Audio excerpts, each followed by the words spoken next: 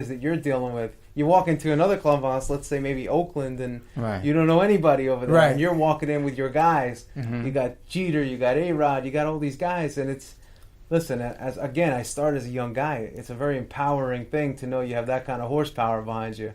You know, it's having So the Dana, full how house. did the Magical Mystery Tour end? I mean, what happened? How come you're not on tour anymore? Oh man, you had to bring that up. Yeah, listen, No, should be no. it got to be in the book, it's man. in the book. Better be in the book. It's in the book. It's in the book. Last chapter. Last no, chapter, you know right. what? Yeah, I always say this. You know, as I was going through my journey in 2007, that was the end of Joe Torre's era, right? And we all know the achievements that he had during his time. And I think when you're in pro sports, you just have to know that there's always an ending. It's just a matter of when. Right. So I accepted that really early, and actually, you know, when I first started, Ray over here, he told me something. He said, you know, make sure you use this gig to do really good things. And I felt that in my journey, I was able to get so many experiences, and I was able to help a lot of people along the way, and now I can do that even more so. So my contract was up. Team wanted to go a different direction. That's the nature of the business. It's not personal. I still have a very close relationship with Brian Cashman and everybody over there. So it's not weird by any means, and who knows what the future brings, you know? Let me ask you. You had nice relationships with both managers. Yeah. Which was your favorite Joe?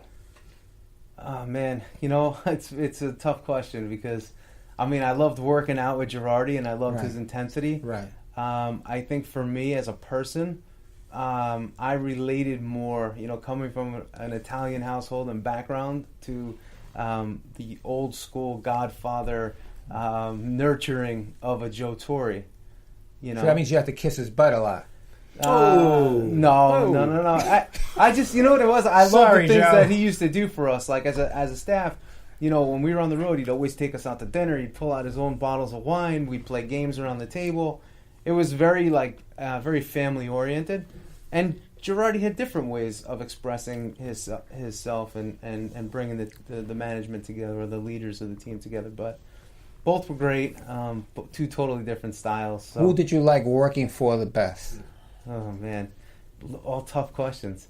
Shouldn't have came on the show, man. Yeah, no, you know what? I think I have a really special allegiance, we'll say, to like a Joe Torre, because I was 19 when I first started. Right. And he really told me the road. He started as the assistant allegiance to the other guy. The assistant to the assistant? Yeah, to the assistant. Yeah, so I started really young, and again, I grew up watching these guys on television. Yeah. Mm-hmm. So just 2 years. So here I am now. You know, Joe Torre asked me at that age, "Hey, can you train me?" So here I am. One of my spring training assignments is to train Joe Torre. It's like an amazing thing. So I got to know him, and he got to know me, and So he trusted you. he trusted me, and he would do little things that shows you that along the way. Joe it's hard. Joe didn't trust a lot of people. Yeah. Okay, per se. So if he trusted you, that means you were in. He didn't trust me. Yeah. You understand? Yeah. I was to him. I was the pipeline to You the were boss. George's boy. Yeah. I can see that. I wouldn't trust so you he either. didn't trust me. Right. I had a difficult time hanging out in that clubhouse when Joe was there because he always gave you this. Yeah. Smug look. And Yeah. I said, well, what's he looking at? What's he staring at me for? We used to have a joke in Yeah. the press box. We would talk about Joe Torre with trust and how he dealt with relievers whenever he would go take a reliever out. Because obviously you have to trust. If you trust anybody, it's a relief pitcher. And when he would take a relief pitcher out, he would always walk up, and almost always, 95% of the time, he would give him the pat on the back. And then if he really was happy with that reliever, he would give him a clap and then the pat on the back. Oh, you got And that. then if he was totally dismayed by it, I'll never forget Felix Rodriguez throwing just ball after ball after ball, and he doesn't even look him in the eye. And he just looks at him, takes the ball, and that was it. That was like, you know, that was the kiss of he's death. done, you know, so. Done. Out of there. Wasn't that one of the things that everyone talked about, his management of the pen? Oh yeah. You know, I love it when I talk to the manager of the pen. And listen, I'm sure there's plenty of situations where you're like, I can't believe you did that. And it could be right. But at the end of the day, the guy won 4 World Series. I don't see how you could could really have managed that team. Yeah, it's easy. That's what everybody said. They said it Mrs. about Phil Cavalea Jackson could too. have managed that team. Okay, They said Come it about on. Phil Jackson too. I mean, come on. You need the Unbelievable. horses. Yeah, you need the talent. But I'm sure you can go back and look at teams with a lot of talent and write about how did they lose and or how did they not win. I always thought that you're right. I mean, he walked into an amazing situation, and a lot of people could have done the same thing, although he had to manage Steinbrenner, especially in the early years. That being said, the relief thing I always thought was a bad knock on him. Like it wasn't legit in the sense that because you look at people, random people. I didn't know you were a Tory guy. I'm neither. He's a reality guy. Reality. I'm not for or against, but I always thought that was not a good knock on him because you look at someone like Scott Proctor or Tanyan Sturts, the first two, they didn't have those years with another guy, and yes, you might say, okay, they didn't have it afterwards, and they were burnt out, but you know what? They had it with him. So I mean, how do you argue against that? Jim, I got to ask you. You started before the era of full-time strength and fitness coaches. My first year on the Yankee team was 2004. Okay, and we didn't have that yet. Okay. You know what? He had just started. Yeah, we had just started. We had this fat guy. Who was doing? I can't remember. Jeff the guy with Mangold. glasses. Yes. Remember Jeff the guy with Mangold, glasses yes. though? Before Jeff, we had this chubby guy. Okay. So what does a chubby guy do? You just whatever he says, you do the opposite. He sells hot dogs now. Jeff Mangold, whose claim to fame was he got the Piazza bat, right? The start of the bat and sold it on auction. Yeah. But no, you're right. Oh, really? Wasn't Charlie that guy who stole everything from the Mets? Charlie Samuels, was that his name? Yeah, who's now banned for life from going to a Mets game. He should be banned for everything. How do you ban? Like, if he goes and buy a ticket, they're going to be like, "Oh, that's Charlie Samuels." Yeah, really. His face, right? To put his face, photo of him at every gate. Yeah, exactly. They did the same thing in Boston when the guy almost punched Sheffield. Or remember there was that. It was like a crazy game. That was the game when A-Rod's like saved the kid on the street. Oh yeah. Crazy stuff going on that day. Yeah. And I remember there was a ball in long story going longer, but Sheffield almost got into it with a fan in the stands. And I remember the next day the Red Sox said, "Oh, we're banning this fan from the stadium." How do you even enforce that? Yeah. But anyway. Quick question because you brought him up.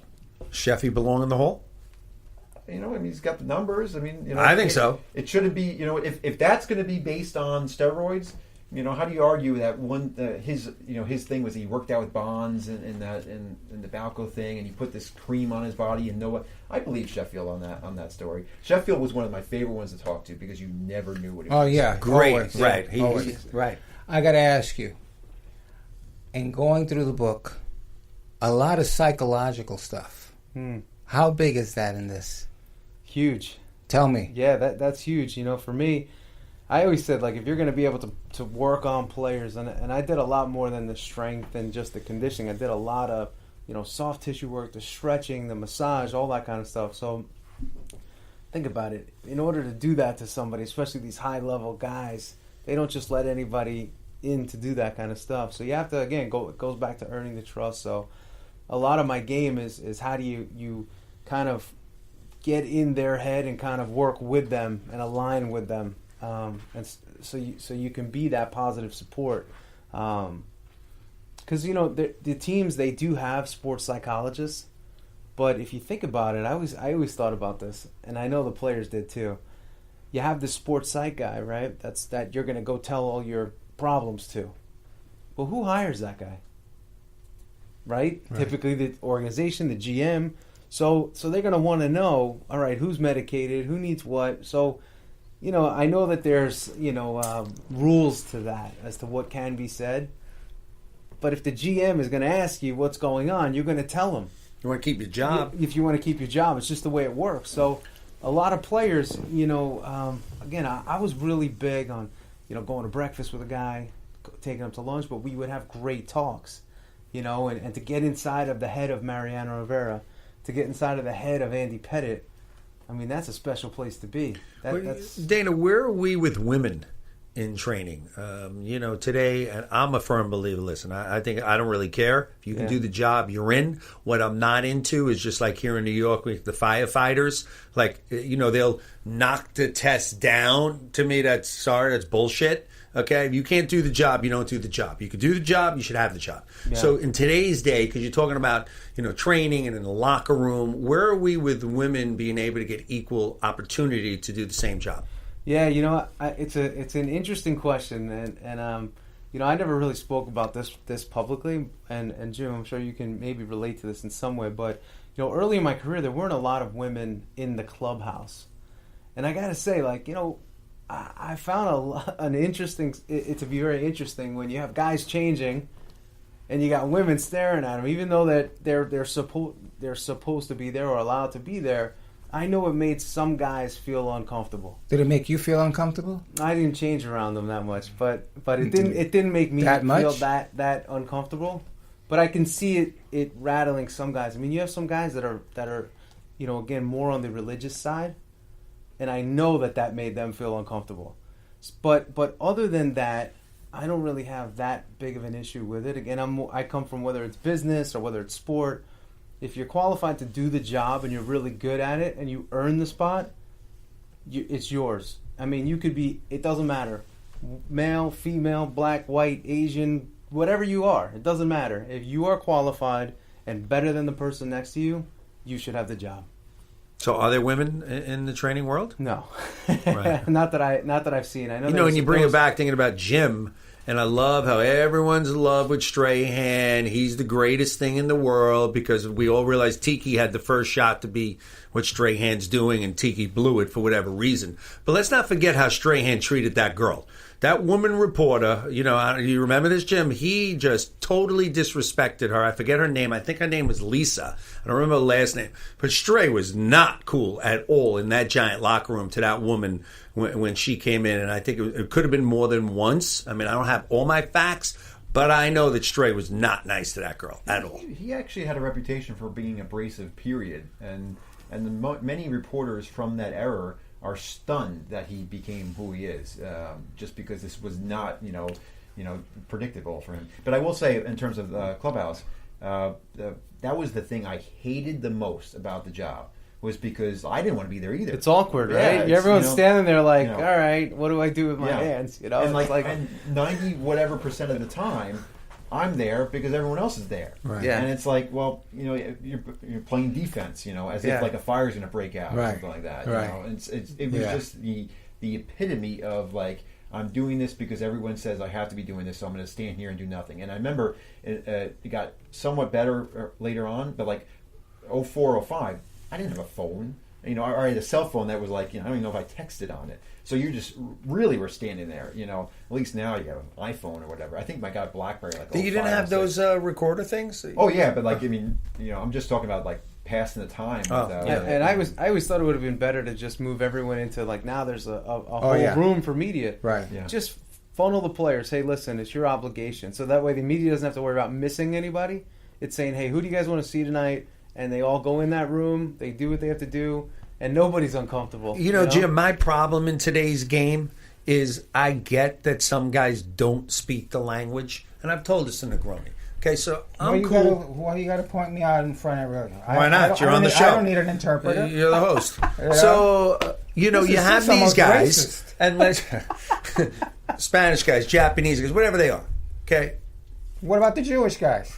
We speak English. Oh. So, you hire an interpreter. Which the funniest thing to me is when you got Sanchez and then you got the Japanese guy on the mound. I don't know what's going on there, but that's just a joke. But I don't like that they get away with not having to talk to the media.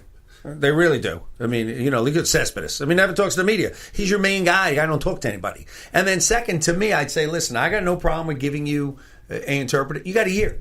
You got to learn language. You got to come back next year at spring training. Like Gleyber Torres. You got to learn how to speak, man. This isn't right. Yeah, I agree. You know who agrees with you? Mariano Rivera. Yeah. 100% I agree. that. No, I do too. He used to get mad at Jose Contreras. Now I'm dating myself with these stories. But, right. He would get mad at him for not learning English. And I totally agree. It's funny. I did something with Gleyber, and he came, and Gleyber, very, very smart, because he had asked Negroni to, if he needed him, stand close if he needed him. And he really didn't. He's very, very good. And he told me, he said, when I was 18 years old, I said to myself, you know something? And he's thinking marketing. I mean, think about it. He's 18 years old. And he goes, you know something? I better learn English because, if I'm going to play baseball, professional baseball, I need to learn English. I need to do some marketing. I need to figure out this language to do my business. Talking about marketing, number one, the book, good for young adults, from what I'm seeing. Yeah. It talks about bullying. Yep. Okay, and why